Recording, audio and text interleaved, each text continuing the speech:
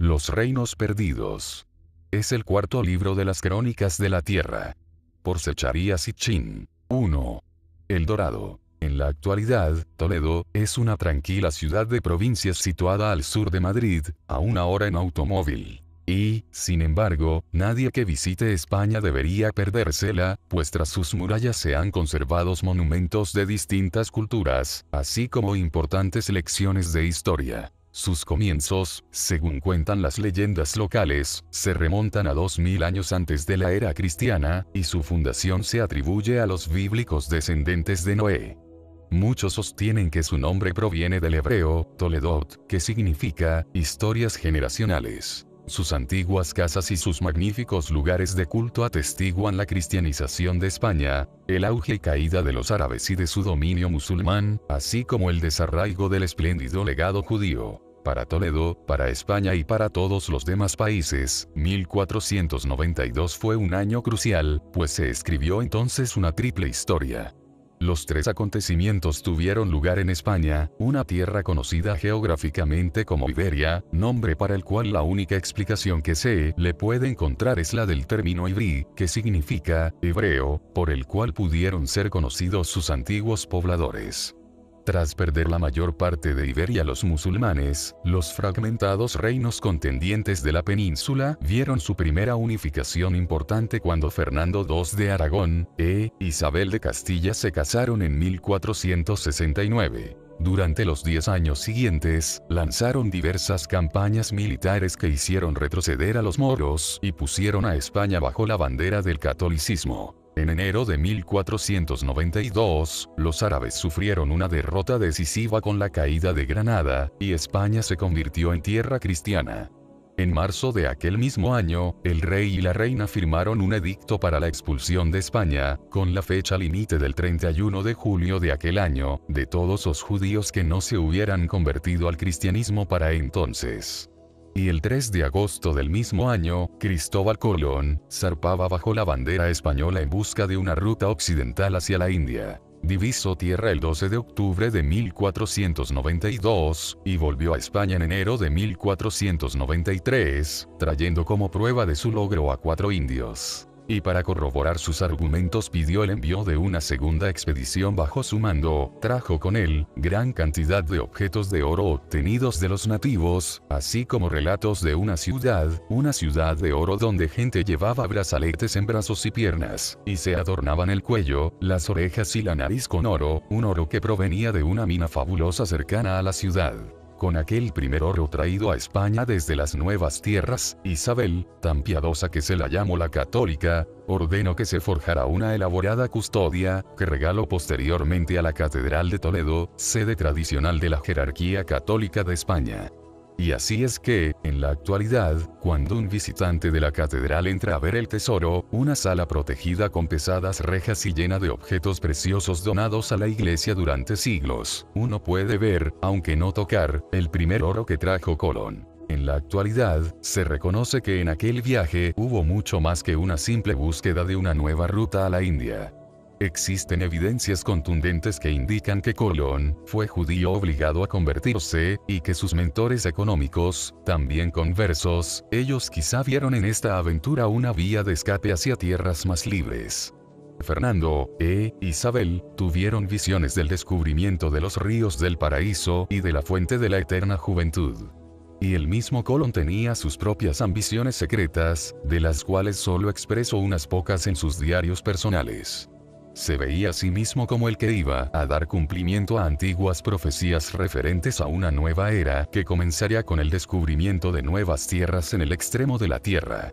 Pero fue lo suficientemente realista como para reconocer que, de toda la información que se había traído de su primer viaje, la mención del oro sería la que le aportaría una mayor atención. Diciendo que el Señor le mostraría el enigmático lugar donde nace el oro, consiguió convencer a Fernando e Isabel para que le proporcionaran una flota mucho mayor en su segundo viaje, y después en el tercero. Sin embargo, para entonces, los monarcas enviarían a varios administradores y hombres menos conocidos por sus visiones que por sus acciones, que supervisarían e interferirían las operaciones y las decisiones del almirante. Los inevitables conflictos culminaron con el regreso de Colón a España encadenado, con el pretexto de que había maltratado a algunos hombres. Aunque el rey y la reina lo liberaron de inmediato y le ofrecieron una compensación económica, ambos coincidieron en que Colón era un buen almirante, pero un mal gobernador, y, claro está, no era el más indicado para obligar a los indios a confesar la verdadera situación de la Ciudad de Oro. Colón respondió a todo aquello con una dependencia aún mayor de las antiguas profecías y citas bíblicas, y recopiló todos estos textos en un libro, el Libro de las Profecías, que regaló al rey y la reina. Pretendía convencerlos de que España estaba destinada a reinar en Jerusalén, y que Colón era el elegido para lograr esto, al ser el primero en encontrar el lugar de donde nace el oro. Fernando e Isabel, también creyentes de las Escrituras, accedieron a que Colón zarpara una vez más, convencidos especialmente por el argumento de que la desembocadura del río que había descubierto, llamado ahora Orinoco, era uno de los 4 ríos del paraíso. Y tal como en las Escrituras afirmaban, uno de aquellos ríos circundaba la tierra de Jávila, de donde viene el oro. Pero en este último viaje, Colón se encontraría con más infortunios y desengaños que en cualquiera de los otros 3 viajes. Inmovilizado por la artritis, un fantasma de su antiguo yo, Colón volvió a España el 7 de noviembre de 1504. Antes de que acabara aquel mes, la reina Isabel había muerto, aunque el rey Fernando aún sentía cierta debilidad por él, decidió dejar actuar a otros en el último memorando que preparaba Colón, en el cual recopiló evidencias de la presencia de una importante fuente de oro en las nuevas tierras. La española proveerá a sus invencibles majestades de todo el oro que se necesite, aseguraba Colón a sus reales patrocinadores hablando de la isla que, en la actualidad, comparten Haití y la República Dominicana.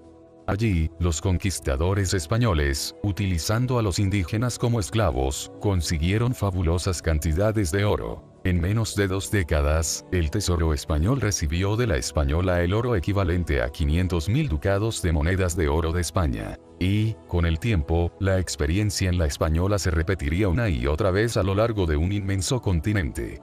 Pero, en solo 2 décadas, y a medida que los nativos iban muriendo, o huían, y las vetas de oro se agotaban, la euforía de los españoles se convirtió en decepción y desesperación, por lo que se hicieron cada vez más audaces para desembarcar en costas desconocidas en busca de riquezas. Uno de los destinos más antiguos fue el de la península de Yucatán. Los primeros españoles en llegar allí, en 1511, fueron los supervivientes de un naufragio. Pero en 1517, zarpó de Cuba en dirección a Yucatán un convoy de 3 barcos, bajo el mando de Francisco Hernández de Córdoba, con el objetivo de conseguir esclavos. Para su sorpresa, se encontraba con construcciones de piedra, templos e ídolos de diosas. Pero, para desgracias de los habitantes de la zona, que los españoles entendieron que se llamaban a sí mismos mayas, los conquistadores encontraron también ciertos objetos de oro que tomaron. La crónica de la llegada y la conquista de Yucatán por parte de los españoles, se basa principalmente en un texto titulado, Relación de las cosas de Yucatán, escrito por Fray Diego de Landa en 1566. Francisco Hernández de Córdoba y sus hombres, según informa Diego de Landa, vieron en esta expedición una gran pirámide escalonada, ídolos y estatuas de animales, y una gran ciudad tierra adentro. Sin embargo, los indígenas a los que intentaron capturarse les resistieron ferozmente, incluso no mostraban miedo alguno ante el fuego de artillería de los barcos. El alto número de bajas, incluyendo el mismo Francisco Hernández de Córdoba, el cual fue gravemente herido, obligó a los conquistadores a retirarse. Sin embargo, a su regreso a Cuba, Francisco Hernández de Córdoba recomendó que se hicieran más expediciones, pues esa tierra era buena y rica, a causa de su oro. Un año después, otra expedición dejó Cuba en dirección a Yucatán. Desembarcaron en la isla de Cozumel, y descubrieron Nueva España, Pánuco, y la provincia de Tabasco, que es como nombraron a estos nuevos lugares. Abastecidos con una gran variedad de objetos para el cambio y no solo con armas, los españoles se encontraron en esta ocasión tanto con indígenas hostiles como amistosos. Vieron más construcciones y monumentos de piedra, sintieron la punzada de las flechas y las lanzas de punta de obsidiana, y examinaron los objetos que hacían los indígenas. Muchos estaban hechos de piedra común o semipreciosa. Otros brillaban como el oro, pero al examinarlos de cerca resultaban ser de cobre. En contra de lo esperado, había pocos objetos de oro, y no había minas ni otras fuentes de oro, ni de ningún otro metal, en aquella tierra. Entonces, ¿de dónde había llegado el oro, por poco que fuera? Los mayas decían que lo habían obtenido comerciando. Según ellos, venía del noroeste. Allí, en el país de los aztecas, había mucho. El descubrimiento y la conquista del reino de los aztecas, en las alturas del centro de México, está unido históricamente al nombre de Hernán Cortés. Este salió de Cuba en 1519, al mando de una verdadera armada de 11 barcos, alrededor de 600 hombres y un buen número de preciados caballos, escasos en América. Deteniéndose, desembarcando y volviendo a embarcar, siguió lentamente la costa del Golfo de Yucatán. En la zona en donde la influencia maya desaparecía y comenzaba el dominio azteca, Hernán Cortés estableció un campamento base y lo llamó Veracruz, nombre que ha quedado hasta el día de hoy. Fue allí donde, para asombro de los españoles, aparecieron los emisarios del soberano azteca, dándoles la bienvenida y portando exquisitos regalos. Según un testigo presencial, Bernal Díaz del Castillo escribió en su libro, Historia verdadera de la conquista de la Nueva España, entre los regalos había, una rueda como el sol, tan grande como la rueda de un carro, con gran cantidad de imágenes en ella, todo de oro fino, y maravilloso para ser contemplado, que los que la pesaron después, dijeron que valía más de $10,000. Después, otra rueda aún más grande, hecha de plata de gran brillantez, a imitación de la luna. También un casco, lleno hasta el borde de pepitas de oro, y un tocado de plumas del extraño pájaro quetzal, reliquia que aún se conserva en el Museo de Antropología en Viena, Austria. Los emisarios explicaron que aquellos eran los regalos de su soberano, Moctezuma, al divino Quetzalcóatl, la serpiente emplumada, dios de los aztecas, gran benefactor que fue forzado por el dios de la guerra a dejar la tierra de los aztecas mucho tiempo atrás. Con un grupo de seguidores, fue a Yucatán, y después zarpó en dirección este, prometiendo volver el día de su nacimiento en el año Uncarrizó. En el calendario azteca, el ciclo de los años se completaba cada 52 años, y de ahí que el año del prometido retorno, Uncarrizó, solo tuviera lugar una vez cada 52 años. En el calendario cristiano, estos fueron los años 1363, 1415, 1467 y 1519, precisamente el año en que Hernán Cortés apareció de las aguas por oriente, a las puertas de los dominios aztecas. Barbado y con casco, al igual que Quetzalcóatl, algunos también sostenían que el dios era de piel clara. Hernán Cortés parecía cumplir con las profecías. Los regalos ofrecidos por el rey azteca no se habían seleccionado de forma casual, pues eran ricos en simbolismo. El montón de pepitas de oro se ofrecía porque el oro era un metal divino perteneciente a los dioses. El disco de plata que representaba la luna se incluyó porque algunas leyendas sostenían que Quetzalcóatl zarpó para volver a los cielos, haciendo de la luna su morada. El tocado de plumas y las vestimentas ricamente adornadas eran para que se las pusiese el dios que regresaba.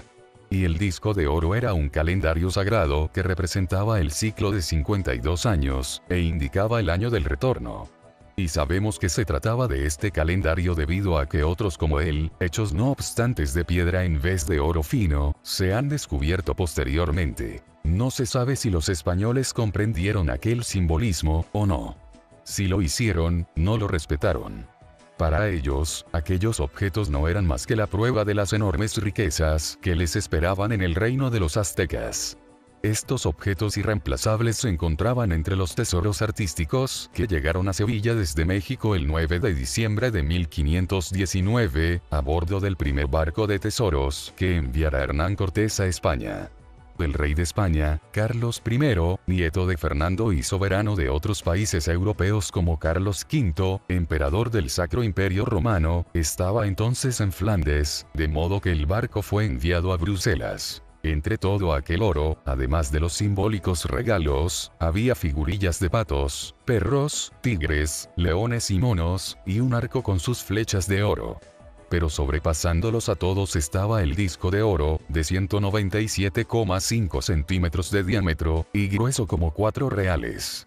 El gran artista Alberto Durero, que vio el tesoro que llegó de la nueva tierra de oro, dijo que estas cosas eran todas ellas tan preciosas que se valoraron en 100.000 florines. Pero nunca en todos mis días había visto algo que regocijara tanto mi corazón como aquellas cosas. Pues vi entre ellas asombrosos objetos artísticos, y me maravillé de la delicada ingenuidad de los hombres de aquellas distantes tierras. Ciertamente, no puedo decir suficiente de las cosas que había allí, ante mí. Pero fuera cual fuera el singular valor artístico, religioso, cultural o histórico que aquellas cosas pudieran tener, para el rey no eran más que oro con el cual poder financiar sus luchas contra las insurrecciones internas y las guerras en el exterior. Sin perder el tiempo, Carlos dio la orden de que estos y todos los objetos futuros hechos de metales preciosos fueran fundidos a su llegada y convertidos en lingotes de oro o plata. En México, Hernán Cortés y sus hombres adoptaron la misma actitud. Avanzando lentamente, y venciendo cualquier resistencia que se encontraban por la fuerza de su superioridad en armas o por medio de la diplomacia y la traición, los conquistadores llegaron a la capital azteca, Tenochtitlán, la actual Ciudad de México, en noviembre de 1519. A la ciudad, situada en medio de un lago, solo se podía acceder a través de unas calzadas de fácil defensa. Sin embargo, todavía sobrecogidos por la profecía del dios que regresaba, Moctezuma y sus nobles salieron de la ciudad para recibir a Hernán Cortés y su séquito. Solo Moctezuma llevaba sandalias. Los demás iban descalzos y se postraron ante el dios blanco. Moctezuma recibió a los conquistadores en su magnífico palacio. Había oro por todas partes, incluso los artículos de la mesa estaban hechos de oro, y les mostraron un almacén lleno de objetos de oro. Por medio de un engaño, los conquistadores apresaron a Moctezuma y lo retuvieron en sus dependencias, exigiendo para su liberación un rescate en oro. Ante esto, los nobles enviaron emisarios por todo el reino para que reunieran el rescate. Trajeron oro suficiente como para llenar un barco, que zarpó de vuelta a España. Sin embargo, fue apresado por los franceses, con lo que se declaró la guerra. Consiguiendo el oro de forma astuta, y debilitando a los aztecas, sembraron enemistad entre ellos. Hernán Cortés tenía planeado liberar a Moctezuma y dejarle en el trono como un rey títere. Pero su segundo en el mando perdió la paciencia y ordenó una masacre entre los nobles y jefes aztecas. En la confusión que siguió, Moctezuma fue asesinado, los españoles se encontraron inmersos en una batalla en toda regla. Con graves pérdidas, Hernán Cortés se retiró de la ciudad, y solo consiguió volver a entrar en ella en agosto de 1521, potentemente reforzado desde Cuba, y tras una serie de prolongadas batallas. Para cuando el gobierno español se impuso irrevocablemente sobre los sometidos aztecas, les había saqueado unos 600,000 pesos de oro, convertidos ya en lingotes. Mientras estaba siendo conquistado, México fue ciertamente una nueva tierra de oro. Pero una vez se llevaron los objetos de oro creados y acumulados durante siglos, si no milenios, quedó claro que México no era la bíblica tierra de Javilá, y que Tenochtitlán no era la legendaria ciudad de oro. Y así, la búsqueda del preciado metal, a la que ni aventureros ni reyes estaban dispuestos a renunciar, se encaminó hacia otros lugares del Nuevo Mundo. Para entonces, los españoles habían establecido una base en Panamá, en la costa del Pacífico, y desde allí enviaban expediciones y delegados a América Central y del Sur. Fue allí donde escucharon la seductora leyenda del Dorado, abreviatura del Hombre Dorado. Se trataba de un rey que gobernaba en un reino tan rico en oro, que se embadurnaba cada mañana de la cabeza a los pies con un aceite previamente rociado con polvo de oro. Al llegar la noche, se sumergía en el lago y se quitaba el oro y el aceite, para repetir aquel ritual al día siguiente. Aquel hombre reinaba en una ciudad que estaba en el centro de un lago, emplazada en una isla de oro. Según una crónica titulada Elegías de varones ilustres de Indias, el primer informe concreto de El Dorado lo obtuvo Francisco Pizarro, en Panamá, de uno de sus capitanes, con la siguiente versión. Se decía que un indígena de Colombia había oído hablar de un país rico en esmeraldas y oro. Entre las cosas de las que se ocupaban estaba esta. Su rey se desnudaba, y a bordo de una balsa, iba hasta el centro de un lago para hacer ofrendas a los dioses. Su cuerpo era untado con aceite fragante, sobre el cual se esparcía una capa de oro en polvo, desde la planta de los pies hasta la cabeza, dejándolo resplandeciente como los rayos del sol. Muchos peregrinos iban para contemplar el ritual, haciendo ricas ofrendas votivas de objetos de oro y esmeraldas singulares, así como otros muchos ornamentos, arrojándolos en el lago sagrado. Otra versión, en la que se sugería que el lago sagrado estaba en algún lugar del norte de Colombia, hacía llevar al rey dorado una gran cantidad de oro y esmeraldas hasta el centro del lago. Allí, en calidad de emisario de las multitudes que se aglomeraban gritando y tocando instrumentos musicales en las orillas, arrojaba el tesoro en el lago como ofrenda a su dios. Otra versión más llamaba a la ciudad dorada, Manoa, y afirma que se encontraba en la tierra de Vinu, Perú para los españoles. La leyenda del dorado se difundió entre los europeos en el Nuevo Mundo como el fuego, y no tardó mucho en llegar a Europa. Lo que pasaba de boca en boca terminó por ponerse por escrito. Comenzaron a circular por Europa panfletos y libros en los que se describía el país y el lago, la ciudad y el rey a quien nadie había visto aún, e incluso el ritual mediante el cual se doraba al rey cada mañana. Mientras algunos, como Hernán Cortés, que fue hasta California, u otros que fueron a Venezuela, buscaban en direcciones de su propia elección, Francisco Pizarro y sus tenientes confiaron por completo en los informes de los indígenas. Algunos fueron hasta Colombia y buscaron en las aguas del lago Guatavita, una búsqueda que fue tomada y dejada durante 4 siglos, que dio como cosecha algunos objetos votivos de oro y deja a las posteriores generaciones de cazadores de tesoros la convicción de que, si se pudiese secar por completo el lago, se podrían extraer de su fondo todas aquellas riquezas. Otros, como el propio Francisco Pizarro, convinieron en que Perú tenía que ser el lugar correcto. Desde la base de Panamá, 2 expediciones recorrieron la costa del Pacífico en dirección sur, y trajeron suficientes objetos de oro como para convencerles de que valdría la pena centrar los esfuerzos en Perú. Tras obtener el permiso real y conseguir los títulos de capitán general y gobernador, de una provincia que aún no había sido conquistada, Francisco Pizarro zarpó hacia Perú a la cabeza de 2 centenares de hombres. Era el año 1530. Como esperaba conquistar, con tan pequeño ejército, un inmenso país protegido por miles de guerreros ferozmente leales a su señor, el Inca, al que consideraban la personificación de un dios? El plan de Francisco Pizarro consistía en repetir la eficaz estrategia que empleara Hernán Cortés: atraer al soberano, apresarlo, obtener el oro como rescate y, después, dejarlo en libertad para que fuera un títere de los españoles. La cuestión es que los incas, que es como terminarían llamando a este pueblo, estaban en una guerra civil cuando desembarcaron los conquistadores, lo cual representó una ventaja adicional. Se encontraron con que, tras la muerte del Inca, su primogénito, nacido de una esposa secundaria, estaba cuestionando la legitimidad sucesoria de un hijo nacido de la esposa principal del Inca. Cuando la noticia del avance de las tropas españolas llegó a oídos del aspirante, llamado Atahualpa, este tomó la determinación de dejar que los conquistadores penetraran tierra adentro, alejándose así de sus barcos y refuerzos, mientras él terminaba de hacerse con el control de la capital, Cusco. Cuando los españoles llegaron a la principal ciudad de los Andes, le enviaron emisarios con regalos y con una oferta de conversaciones de paz. Proponían que los 2 líderes se encontraran en la plaza de la ciudad, desarmados y sin escolta militar, como muestra de buena voluntad. Atahualpa accedió, pero, cuando llegó a la plaza, los conquistadores atacaron a su escolta y lo prendieron. Luego, pidieron un rescate por su liberación: que una gran sala se llenara de oro hasta la altura de un hombre con la mano extendida hacia el techo. Atahualpa creyó entender lo que significaba llenar la sala con objetos de oro, y accedió. Por orden suya, todo tipo de utensilios de oro se sacó de templos y palacios: copas, ánforas, bandejas, jarras de todas las formas y tamaños, ornamentos entre los que había imitaciones de animales y plantas, y placas con las que se forraban los muros de edificios públicos. Durante semanas, acumularon aquellos tesoros para llenar la sala. Pero, entonces, los españoles dijeron que el trato consistía en llenar la sala con oro sólido, no con objetos huecos. Y, durante un mes, los orfebres incas se dedicaron a fundir todos los objetos artísticos y convertirlos en lingotes. Y dado que la historia insiste en repetirse, el destino de Atahualpa fue exactamente el mismo que el de Moctezuma.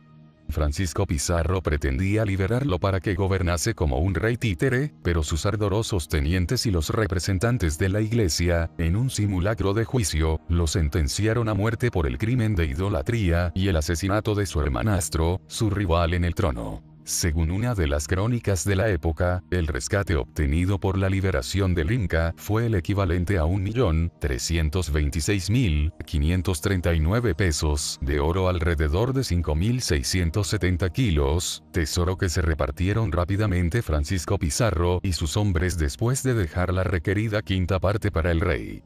Pero a pesar de que lo que cada hombre recibió iba más allá de sus sueños más fantásticos, aquello no era nada comparado con lo que aún estaba por llegar. Cuando los conquistadores entraron en la capital, Cusco, vieron templos y palacios cubiertos literalmente de oro y llenos de este metal. En el Palacio Real había 3 cámaras llenas de objetos de oro y 5 con objetos de plata, y una montaña de 100.000 lingotes de oro con un peso de 2,265 kilos cada uno, una reserva de tan precioso metal que estaba a la espera de ser convertida en objetos artísticos. El trono, también de oro, y equipado con un taburete de oro, diseñado para convertirse en una cama sobre la cual pudiera reclinarse el rey, pesaba 25.000 pesos, alrededor de 113 kilos. Incluso las varas para transportarlo estaban recubiertas de oro. Por todas partes había capillas y cámaras funerarias en honor a los antepasados llenas de estatuillas e imágenes de pájaros, peces y animales pequeños, espigas, pectorales. En el gran templo, que los españoles llamaron el Templo del Sol, las paredes estaban cubiertas con pesadas placas de oro, y tenía un jardín artificial en donde todo árboles, arbustos, flores, pájaros y una fuente estaba hecho de oro. En el patio, había un campo de maíz con tallos de plata y espigas de oro, un campo que cubría una superficie de 91 por 182 metros, es decir, 16.562 metros cuadrados de maíz de oro. En Perú, los conquistadores españoles vieron cómo en un corto espacio de tiempo sus fáciles victorias iniciales dieron paso a unas encarnizadas rebeliones de los incas, y la riqueza inicial dio paso al azote de la inflación. Para los incas, igual que para los aztecas, el oro era un don propiedad de los dioses, no un medio para el intercambio. Nunca lo utilizaron como una mercancía, como dinero. Para los españoles, el oro era un medio para adquirir todo lo que deseaban. Llenos de oro, pero desprovistos de cualquier lujo, o, incluso, de necesidades cotidianas, los españoles no tardaron en pagar 60 pesos de oro por una botella de vino, 100 por una capa o 10.000 por un caballo. Pero en Europa, la afluencia de oro, plata y piedras preciosas disparó la fiebre del oro y las especulaciones acerca del dorado. A despecho de las grandes cantidades de tesoros que llegaban, persistía la convicción de que el dorado aún no había sido encontrado, y que con algo de paciencia, de suerte y leyendo bien las pistas de los indígenas y de enigmáticos mapas, alguien podría hallarlo. Exploradores alemanes estaban seguros de que la ciudad dorada se encontraría en las cabeceras del río Orinoco, en Venezuela, o quizás en Colombia. Otros llegaron a la conclusión de que el río que había que seguir era otro, incluso el Amazonas, en Brasil. Quizás el más romántico de todos ellos, debido a sus orígenes y del patrocinio real con el que contó, fuera el de Walter Raleigh, que zarpó desde Plymouth en 1595 para encontrar la legendaria Manoa, y poner bajo la corona de la reina Isabel su dorada gloria. En su imaginación, veía a Manoa como Imperial el Dorado, con tejados de oro. Sombras a las cuales, a pesar de todos los choques del cambio, todo asalto del caprichoso azar, los hombres se aferraron con anhelante esperanza que no moriría. Como otros antes y después que él, Walter Raleigh aún veía el dorado, el rey, la ciudad, el país como un sueño todavía no realizado, una anhelante esperanza que no moriría. En esto, todos y cada uno de los que fueron en busca de El Dorado serían el eslabón de una cadena que había comenzado antes de los faraones y continúa en nuestros días con los anillos de boda y los tesoros nacionales. Sin embargo, fueron aquellos soñadores, aquellos aventureros, los que en su avaricia de oro le revelaron al hombre occidental los pueblos y las civilizaciones desconocidas de las Américas, restableciendo así, sin pretenderlo, los lazos que habían existido en tiempos ya olvidados. Porque durante tanto tiempo se prosiguió con la búsqueda de El Dorado, aún después del descubrimiento de tan increíbles cantidades de oro y plata en México y Perú, por no citar otros lugares en donde el expolio fue menor. Que la búsqueda se continuara incluso, se intensificara se puede atribuir principalmente a la convicción de que la fuente de todas aquellas riquezas aún no se había encontrado. Los conquistadores interrogaron de forma intensiva a los nativos acerca del origen de aquellos tesoros amasados, y siguieron cada una de sus pistas incansablemente. Pero no tardaron en comprender que no iban a encontrarlo en el Caribe y en el Yucatán. De hecho, los mayas les habían dicho que ellos habían conseguido la mayor parte de su oro comerciando con sus vecinos del sur y del oeste, y explicaron que habían aprendido el arte de la orfebrería de antiguos pobladores, que los expertos identifican en la actualidad con los toltecas. Sí, decían los españoles, pero, ¿de dónde habían obtenido el oro los toltecas? De los dioses, era la respuesta de los mayas. En las lenguas de la zona, el oro recibía el nombre de Teocuitlatl, que significa literalmente, excreción de los dioses, su transpiración y sus lágrimas. En la capital azteca, los conquistadores supieron que el oro se consideraba el metal de los dioses, de ahí que robarlo fuera un delito gravísimo. Los aztecas también señalaron a los toltecas como sus maestros en el arte de la orfebrería. Pero, ¿quién les había enseñado a los toltecas? El gran dios Quetzalcóatl, respondían los aztecas. Hernán Cortés, en sus informes al rey de España, decía que le había preguntado una y otra vez a Moctezuma sobre el origen del oro, y que Moctezuma le había dicho que este provenía de 3 provincias de su reino, una en la costa del Pacífico, otra en la costa del Golfo, y otra tierra adentro, en el sudoeste, donde estaban las minas. Hernán Cortés envió a sus hombres a investigar los 3 lugares indicados. En los 3 casos, se encontraron con que los indígenas estaban obteniendo ciertamente el oro de los lechos de los ríos, o bien recogiendo las pepitas en la superficie, donde las habían depositado las corrientes de agua creadas por las lluvias. En la provincia donde estaban las minas, su actividad parecía ser algo del pasado, puesto que los indígenas con los que se encontraron los españoles no trabajaban en ellas, no había minas activas, escribió Hernán Cortés en su informe.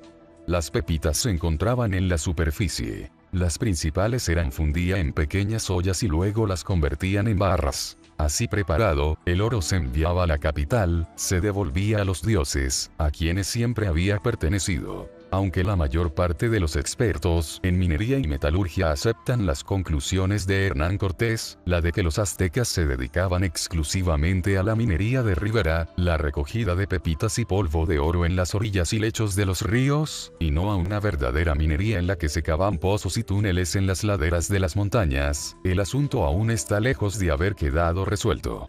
Tanto los conquistadores como los ingenieros de minas que les siguieron en siglos posteriores, hablaban insistentemente de minas prehistóricas de oro que se habían encontrado en diversos emplazamientos de México. Pero, dado que parece inconcebible que unos antiguos pobladores de México, como los toltecas, cuya historia se remonta a unos cuantos siglos antes de Cristo, pudieran haber tenido una tecnología minera más desarrollada que la de los aztecas, posteriores a ellos y, por tanto, supuestamente más avanzados, los investigadores han desechado la idea de las pretendidas minas prehistóricas, explicándolas como viejos pozos excavados y posteriormente abandonados por los conquistadores españoles. Expresando el punto de vista común a principios del siglo XX, Alexander del Mar, en su libro, Una historia de los metales preciosos, decía que, con respecto a la minería prehistórica, hay que convenir que la falta de conocimientos de los aztecas acerca del hierro, y por tanto, de la minería subterránea, es algo que, prácticamente, queda fuera de toda duda. Cierto es que algunos prospectores modernos han encontrado en México viejos pozos y restos de obras mineras que parecían confirmar la idea de una minería prehistórica. Aunque estos informes llegaron a abrirse paso hasta las publicaciones oficiales, Alexander del Mar creía que lo descubierto no era más que antiguas obras desmoronadas por la actividad volcánica, o bien con depósitos de lava o alquitrán, algo que podría llegar a verse como evidencias de una gran antigüedad. Y terminaba diciendo, esta conclusión tiene todas las garantías. Sin embargo, esto no es lo que los mismísimos aztecas habían dicho. Los aztecas no solo atribuían a sus predecesores toltecas el oficio, sino también el conocimiento del lugar oculto del oro y la habilidad para sacarlo de las montañas. En un manuscrito azteca conservado en el Códice Matritense de la Real Academia, volumen 8, según la traducción de Miguel León Portilla, el cual escribió el libro, Cultura y Pensamiento Azteca, se describe a los toltecas así. Los toltecas eran un pueblo hábil. Todos sus trabajos parecen buenos, exactos, bien hechos y admirables, pintando, esculpiendo, tallando piedras preciosas, trabajando con plumas o haciendo cerámica, hilando o tejiendo, los toltecas se mostraban hábiles en todo lo que hacían. Ellos descubrieron la turquesa, la piedra preciosa verde. Conocían la turquesa y sus minas. Encontraban sus minas y encontraban las montañas, en donde se ocultaba la plata y el oro, el cobre, el estaño y el metal de la luna. La mayoría de los historiadores coinciden en que los toltecas llegaron a las tierras altas del centro de México en los siglos anteriores a la era cristiana, al menos 1000 años antes, quizás 1500, de que los aztecas aparecieran en escena. ¿Cómo puede ser que conocieran la minería auténtica del oro y de otros metales, así como de piedras preciosas como la turquesa, siendo que los que les siguieron los aztecas no hacían más que recoger pepitas de oro de las orillas de los ríos? ¿Y quién enseñó a los toltecas los secretos de la minería?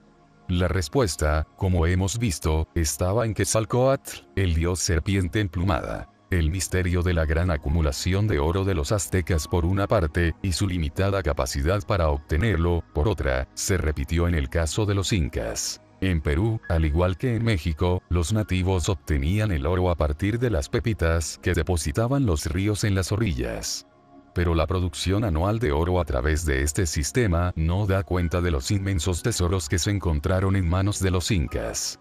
La inmensidad de estas riquezas se hace obvia por las anotaciones que se guardaron en Sevilla, puerto de entrada oficial de las riquezas del Nuevo Mundo. En los archivos de Indias, todavía disponibles, se registró la llegada de 134,000 pesos de oro en los 5 años que van de 1521 a 1525. En los 5 años siguientes, los del Botín de México, se registraron 1,038,000 pesos. De 1531 a 1535, cuando los embarques de Perú comenzaron a sobrepasar a los de México, la cantidad se incrementó hasta llegar a 1,650,000 pesos. Entre 1536 y 1540, cuando Perú se había convertido en la fuente principal, los registros anotaron 3,937,000 pesos. Y en la década de 1550, las recepciones totalizaron casi 11 millones de pesos. Uno de los principales cronistas de entonces, Pedro de Cieza de León, en su libro, Crónicas de Perú, comenta que, en los años que siguieron a la conquista, los españoles extrajeron del imperio inca unas 15,000 arrobas de oro al año, y 50,000 de plata. Es decir, el equivalente a más de 170 toneladas de oro y 567 toneladas de plata al año. Aunque Pedro de Cieza no menciona durante cuántos años se estuvieron extrayendo estas fabulosas riquezas, las cifras nos dan una idea de la cantidad de metales preciosos que los españoles fueron capaces de llevarse del país de los incas. Las crónicas cuentan que, después de conseguir el gran rescate pedido por el señor de los incas, después del saqueo de Cusco y del templo sagrado de Pachacamac en la costa, los españoles se hicieron expertos en la extracción de oro de las provincias, en cantidades igualmente inmensas. En todo el imperio inca, los palacios y los templos estaban ricamente decorados con oro. También obtuvieron oro de los objetos de los enterramientos, y supieron de la costumbre inca de sellar las residencias de los nobles y los soberanos fallecidos, dejando allí sus cuerpos momificados junto con todos los objetos preciosos que habían poseído en vida. Los conquistadores sospecharon también, acertadamente, que los indígenas se habían llevado algunos tesoros a lugares ocultos. Unos fueron escondidos en cuevas, otros enterrados, y otros más arrojados a los lagos. Y también estaban las huacas, lugares apartados de culto o de uso divino, en donde se amontonaba el oro y se guardaba a la disposición de sus verdaderos propietarios, los dioses. Los relatos de descubrimientos de tesoros, logrados frecuentemente después de torturar a los indígenas para que revelaran los lugares ocultos, llenan las crónicas de los 50 años que siguieron a la conquista, llegando incluso hasta los siglos XVII y XVIII. Así, Gonzalo Pizarro encontró el tesoro escondido de un señor inca que había reinado un siglo antes, y un tal García Gutiérrez de Toledo descubrió una serie de montículos que cubrían unos tesoros sagrados de los cuales se extrajeron alrededor de 1.000.000 de pesos de oro entre 1566 y 1592. En fecha tan tardía como 1602, Escobar Corchuelo se apropió en la Huaca, La Tosca, de gran cantidad de objetos valorados en 60.000 pesos.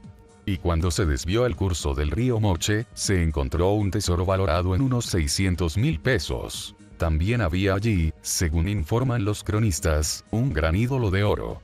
Hace un siglo y medio, y por tanto mucho más cerca de los acontecimientos de lo que podemos estar hoy, dos exploradores, Mariano Eduardo de Rivero y Joan Jacob Bonstudi Ustaris, en su libro Antigüedades Peruanas, describían la situación así. En la segunda mitad del siglo XVI, en el corto lapso de 25 años, los españoles exportaron desde Perú a la madre patria más de 400 millones de ducados de oro y plata, y bien se puede decir que las 9/10 partes de todo esto no era más que el botín tomado por los conquistadores. En este cálculo, dejamos de lado las inmensas cantidades de metales preciosos enterrados por los nativos para ocultarlos de la avaricia de los invasores, así como la famosa cadena de oro que el Inca Huayna Cápac ordenó se hiciera con motivo del nacimiento de su primogénito, Inti Cusihuayapa Huáscar, y que dicen que fue arrojada al lago Urcos. Se dice que la cadena medía 213 metros, y que era tan gruesa como la muñeca de un hombre. Tampoco se incluyen aquí las 11.000 llamas cargadas de vasijas preciosas llenas de oro en polvo, con las que el desgraciado Atahualpa intentó comprar su vida y su libertad, y que los arrieros sepultaron en el Puna tan pronto supieron del castigo al que su adorado monarca había sido traicioneramente condenado. Pero estas ingentes cantidades de oro venían como resultado del saqueo de las riquezas acumuladas, y no de una producción sostenida, como queda claro no solo por las crónicas, sino también por los números. En unas cuantas décadas, después de agotar las fuentes de tesoros visibles y ocultos, la recaudación de oro en Sevilla disminuyó 6.000 hasta las 7.000 libras de oro al año. Solo entonces los españoles comenzaron a utilizar sus herramientas de hierro y se pusieron a reclutar nativos para que trabajaran en las minas. Aquel trabajo era tan duro que para cuando finalizaba el siglo, el país estaba casi despoblado, y la corte de España se vio obligada a imponer restricciones en la explotación de los trabajadores nativos. Se descubrieron y se explotaron grandes filones de plata, como el de Potosí. Pero la cantidad de oro obtenida nunca pudo competir con los ingentes tesoros acumulados antes de la llegada de los españoles ni explicar su origen. Buscando una respuesta al enigma, Rivero y Bonstudi escribieron: el oro, aunque era el metal más estimado por los peruanos, lo poseían en una cantidad mayor que cualquier otro metal. Si se compara su abundancia en tiempo de los incas con la cantidad que, en el lapso de 4 siglos, pudieron extraer los españoles de las minas y los ríos americanos, se hace evidente que los indígenas disponían de unos conocimientos acerca de las vetas de este metal precioso que ni los conquistadores ni sus descendientes llegaron nunca a descubrir. También predecían que llegará el día en que Perú retirará de su seno el velo que cubre ahora riquezas más fabulosas que aquellas que se ofrecen en la actualidad en California. Y cuando la fiebre del oro de finales del siglo XIX dominó Europa, muchos expertos en minería llegaron a creer que el famoso filón madre, la fuente última de todo el oro de la tierra, se encontraría en Perú. Al igual que en México, la idea generalmente aceptada acerca de las tierras de los Andes era, en palabras de Alexander del Mar, que los metales preciosos que los peruanos obtuvieron antes de la conquista española estaban compuestos en su mayor parte de oro obtenido a través del lavado de las arenas de los ríos. No se encontraron pozos nativos, aunque hicieron unas cuantas excavaciones en las laderas de las colinas, en afloramientos de oro y plata. Esto es cierto en lo que se refiere a los incas de los Andes, y a los aztecas de México. Pero en tierras andinas, al igual que en México, la cuestión de la minería prehistórica, la extracción del metal a partir de rocas ricas en vetas, no ha quedado demostrada. La posibilidad de que, mucho tiempo antes que los incas, alguien tuviera acceso a las vetas de oro, en lugares que los incas no desvelaran, o, incluso, ni siquiera conocieran, sigue siendo una explicación plausible de los tesoros acumulados. De hecho, según uno de los mejores estudios contemporáneos sobre el tema es el de Samuel Kirkland Lothrop, el cual narra en su obra titulada Tesoro Inca según lo representado por los historiadores españoles. Las minas modernas se ubican en lugares de actividad aborigen. Se informa con frecuencia de antiguos pozos, y se descubren también herramientas primitivas, incluso los cadáveres de mineros enterrados. Pero la acumulación de oro por parte de los nativos de América, a despecho de su forma de obtención, presenta aún otra cuestión básica. ¿Para qué?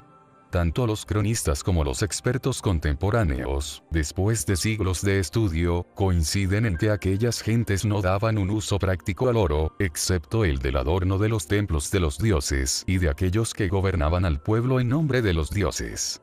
Los aztecas derramaron literalmente su oro a los pies de los españoles, creyendo que representaban a la deidad que regresaba. Y los incas, que al principio también vieron en la llegada de los españoles el cumplimiento de la promesa de retorno de su deidad desde más allá de los mares, nunca llegaron a comprender por qué los españoles habían llegado tan lejos y se habían comportado tan mal por un metal al cual el hombre no daba uso.